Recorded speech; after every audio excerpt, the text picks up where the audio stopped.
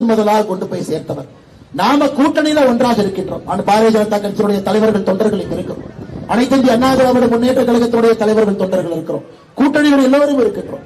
ஆனால் இந்த முறை தெளிவாக நாம் தெரிந்து கொள்ள வேண்டும், இது அனைத்து இந்திய அண்ணா திராவிட முன்னேற்ற கழகம் தலைமையிலான தேசிய ஜனநாயக கூட்டணியில நாம் எல்லோரும் ஒத்துழைத்து ஒன்றாக இருக்கின்றோம். காரணம், பாரதிய ஜனதா கட்சிக்கு திமுக வீழ்த்தணும், அதிமுகவுக்கு திமுக வீழ்த்தணும், எல்லா கட்சிகளுக்கும் திமுக வீழ்த்தணும். ஒற்றை குறிக்கோள நாம் இங்கு இணைந்திருக்கின்றோம். அதனால் இந்த அவதூறு, இந்த பொய்களை எந்த காரணத்திற்கும் கூட நீங்கள் காதிலே வைக்கக்கூடாது என்கின்ற அன்பான வேண்டுகோளை பொதுமக்கள் 100 நாள் வேலைவாய்ப்பு திட்டத்தில் பெரும் பயனாளிகள் இங்கே நின்று கொண்டிருக்கின்றனர்.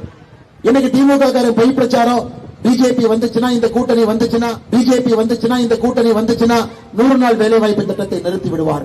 அருமை சொந்தங்களே, உங்களுக்கு தெரியும், இந்தியாவில் முதலாக இந்த 100 நாள் வேலைவாய்ப்பு திட்டம் காங்கிரஸ் கொண்டு வந்திருந்தாலும் கூட அதை சிறப்பாக நடத்தி கொண்டு வந்து இன்னைக்கு அதை 125 நாள் வேலைவாய்ப்பு திட்டமாக உயர்த்தி இருக்கின்றோம். 125 நாளாக யாருங்க உயர்த்தி இருக்கிறாங்க? தாய்மார்கள், நீங்க சொல்லுங்க. 25 நாள் உயர்த்தி இருக்கின்றோம். அது மட்டும் இல்லைங்க, கடந்த 5 ஆண்டுகள்ல தமிழகத்துக்கு மட்டுமே 100 நாள் வேலைவாய்ப்பு திட்டத்தில் 46,000 கோடி ரூபாய் நிதி ஒதுக்கி இருக்கிறோம். அம்மா, நீங்க நல்லா யோசிக்கணும். பாரதிய ஜனதா கட்சி ஆண்ட மாநிலத்தில் கூட 46,000 கோடி கொடுக்கல. பீகாருக்கு 32,000 கோடி கொடுத்திருக்கோம். பிஜேபி ஆளுகின்ற மாநிலம். 5 ஆண்டுகள்ல பீகாருக்கு 32,000 கோடி, தமிழகத்துக்கு 46,000 கோடி. யார் 100 நாள் வேலைவாய்ப்பு திட்டத்தை நிறுத்த போறாங்க? இதைத்தான் தொடர்ந்து 2014 இருந்து சொல்றாங்க. 12 வருஷம் ஆச்சு. இதே பொய்ய திரும்ப திரும்ப கிராமப்புற மக்கள்ல திராவிட முன்னேற்ற கழகம் இந்த பொய்யை சொல்லிக் கொண்டிருக்கின்றார்கள். கிராமப்புறத்தில் இருக்கக்கூடிய அன்பு சொந்தங்கள் எல்லோரும் இன்னைக்கு 125 நாளில் இருந்து அவர்களும் பாரத பிரதமர் நரேந்திர மோடி அவர்களும் இணைந்துதான் இது நடக்கும். அதனால் இங்க இருக்கக்கூடிய எல்லா தாய்மார்களும் நீங்கள் மிக தெளிவாக இருக்க வேண்டும். இந்த கூட்டணி என்பது தமிழகத்தினுடைய வளர்ச்சிக்கான ஒரு கூட்டணி. இந்த கூட்டணி என்பது பாரதிய ஜனதா கட்சியை பொறுத்தவரை மத்திய அரசுடைய திட்டங்கள் தங்கு தடையில்லாம தமிழகத்திற்கு வரணும். அதற்கு எடப்பாடி பழனிசாமி அண்ணன் தலைமையில் இருக்கக்கூடிய தேசிய ஜனநாயக கூட்டணி இங்கே ஆட்சிக்கு வர வேண்டும் என்பதில் எல்லோரும் தெளிவாக இருக்கின்றோம். அதற்கு சட்டமன்றத்தில் நம்முடைய அண்ணன் செல்வகுமார் அவர்கள் இந்த சட்டமன்றத்தில் உங்களுடைய, நம்முடைய, என்னுடைய, எல்லோருடைய சட்டமன்ற உறுப்பினராக இங்கிருந்து தேர்ந்தெடுக்கப்பட்டு அவரை அனுப்பி வைக்கும் பொழுது மட்டும்தான் இது நடக்கும். விவசாய பெருமக்கள் இங்க இருக்கிறீங்க.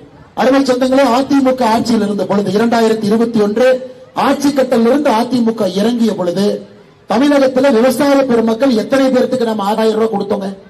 45,14,000 பேர். சரியான புள்ளிவிவரத்தை சொல்லணும் ஐயா. அதிமுக ஆட்சி கட்டலிருந்து இறங்கிய பொழுது 45,14,000 பேருக்கு வருஷத்துக்கு 6,000 ரூபாய் கொடுத்தோம். கரூர் மாவட்டத்தில் மட்டுமே 76,800 விவசாயிகள் 6,000 ரூபாய் அக்கௌண்ட்டுக்கு வந்துச்சு. ஆனா இன்னைக்கு திமுகவினுடைய ஆட்சி காலத்துல எத்தனை விவசாய பெருமக்களுக்கு 6,000 ரூபாய் நம்ம கொடுக்கிறோங்க? 21,63,000 பேர். அதிமுக ஆட்சியிலிருந்து வெளியே வந்த பொழுது 45 லட்சம் பேர், இன்னைக்கு 21 லட்சம் பேர். 24 லட்சம் பேர் எங்க போனாங்க? கூட்டுப்பட்டா திமுக ரிஜெக்டட், டாக்குமெண்ட் பிரச்சனை ரிஜெக்டட், ஒன்றொன்றாக ரிஜெக்ட் பண்ணி 24 லட்சம் விவசாயிகளை பாரத பிரதமர் கொடுக்கக்கூடிய 6,000 ரூபாய் திட்டத்திலிருந்து நீக்கி இருக்கின்றார்கள்.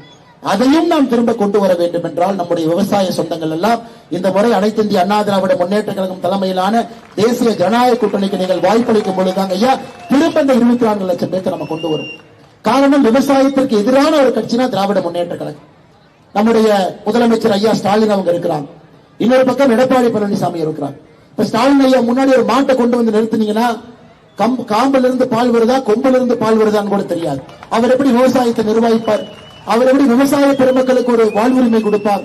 தமிழகத்தில் விவசாயத்தினுடைய வளர்ச்சி என்பது வெறும் 3 விழுக்காடு இருக்கிறது.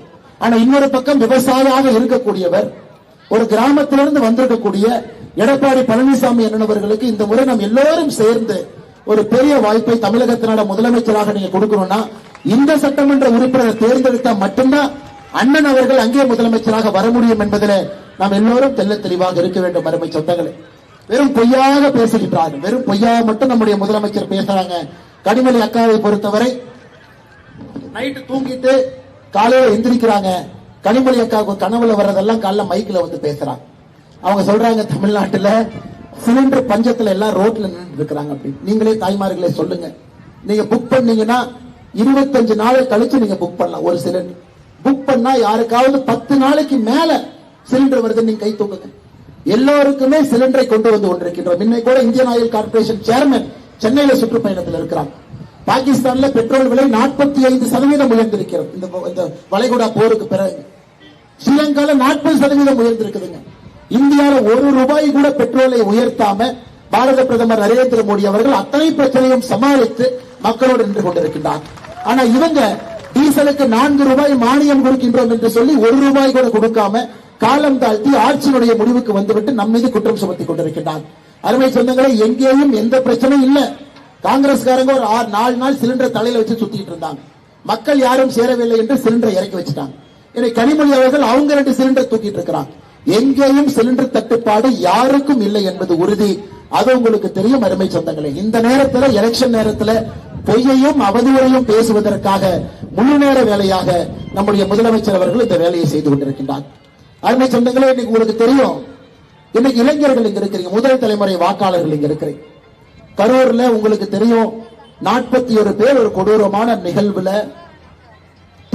தமிழக வெற்றி கழகத்தினுடைய தலைவர் விஜய் அவர்கள் வந்த பொழுது 41 பேர் அந்த கொடூரமான நிகழ்வுல அவங்க கொல்லப்பட்டாங்க. பாவம், நம்ம எல்லோருமே அவங்களுக்காக வருத்தப்பட்டோம், மருத்துவமனைக்கு ஓடணும். ஆனா இதை வைத்து விளம்பரம் தேடிக்கொண்டது யார்?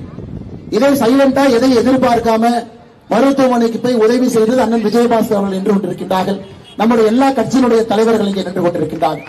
ஆனா விளம்பரம் தேடி முதல் நாளாக ஆம்புலன்ஸ்ல வந்தது யாரு? மருத்துவமனைக்கு போனது யாரு?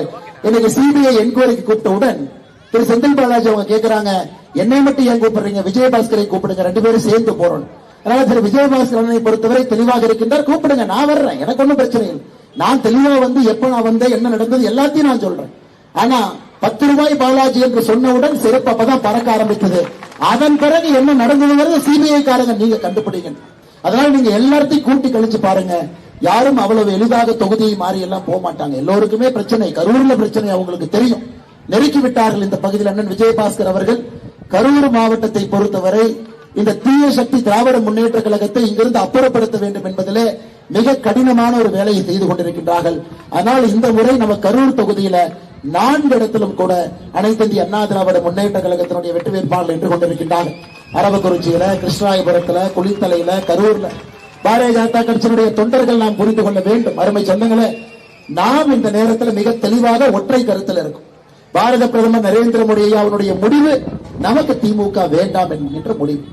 நமக்கு அனைத்து இந்திய அண்ணா திராவிட முன்னேற்ற கழகம் தலைமையிலான தேசிய ஜனநாயக கூட்டணி வர வேண்டும் என்று முடிவு செய்த பிறகு நான் தனியாக 79 தொகுதியில பிரச்சாரத்துக்கு தமிழ்நாடு முழுவதும் போயிட்டு இருக்கிறேன். எல்லோரையும் சந்தித்து பேசிக் கொண்டிருக்கின்றேன். நம்முடைய தொண்டர்கள் தெளிவாக புரிந்து கொள்ள வேண்டும். நம்முடைய கட்சி மத்தியில் ஆட்சியில் இருக்கு. ஏழைகளுக்கான வீடு திட்டம் தமிழகத்தில் திமுக அதை நிறுத்தி வச்சிருக்கிறான். அதை கொண்டு வருவது நம்முடைய முதல் கடமையாக இருக்க வேண்டும். அதனால் பாரதிய ஜனதா கட்சியினுடைய தொண்டர்கள் எல்லோரும் ஒருங்கிணைந்து முழுமையாக களத்தில் பணி செய்து அரவக்குறிச்சியில அண்ணன் செல்வகுமார் அவர்கள் பெரும்பாலான வாக்கு வித்தியாசத்தில் வெற்றி பெறுவதற்கு நீங்கள் இங்கே உறுதி செய்ய வேண்டும் என்கின்ற வேண்டுகோளை வைக்கின்றேன். இங்க தாய்மார்கள் இருக்கிறீங்க அம்மா, இன்னைக்கு திமுகவுடைய ஆட்சியை பாருங்க. 5 வருஷத்துல அம்மா தாய்மார்கள் நல்லா கூர்ந்து கேட்கணும். 5 வருஷத்துல மொத்த படுகொலைகள் எவ்வளவுங்க அம்மா? எத்தனை பேர் கொல்லப்பட்டாங்க தமிழகத்துல? 8008 பேருங்கம்மா. 8008 பேர் தமிழக மண்ணிலே 5 ஆண்டுகள் கொல்லப்பட்டிருக்கின்றார். எத்தனை குற்றச்சம்பவங்கள், குறிப்பாக கற்பழிப்பு சம்பவங்கள் தமிழ்நாட்டில் நடந்திருக்கு. 2080 3 வயசு குழந்தை கிருஷ்ணகிரி, 65 வயது மூதாட்டி, கொங்கு பகுதியில ஒதுக்குப்புறமாக இருக்கக்கூடிய சாலை வீடுகள்ல பிரச்சனை. இதெல்லாம் யாருங்கம்மா உங்களுக்கு நீதி கொடுப்பாங்க? ஒரு காவல்துறையை கட்டுக்குள்ள வைத்திருக்கக்கூடிய முதலமைச்சர் மட்டும்தான் நீதியை கொடுக்க முடியும். நம்முடைய முதலமைச்சரை பொறுத்தவரை கீ கொடுத்த பொம்மை போல மட்டும்தான் இருக்கிறார். இதே கரூருக்கு வந்து செந்தில் பாலாஜி ஊழல்வாதி என்று சொன்னார். நேற்று கோயம்புத்தூருக்கு வந்து என்னுடைய முதன்மை தளபதி செந்தில் பாலாஜின்னு சொல்றார். ஏன்னா கொடுக்கறத நீங்க அறிவாலயத்தில் கரெக்டா கொடுத்தா அவங்க பேசுறதை கரெக்டா மாத்தி பேசுவாங்க என்பது கரூரை பொறுத்தவரை நாம் உறுதியாக பார்த்திருக்கின்றோம்.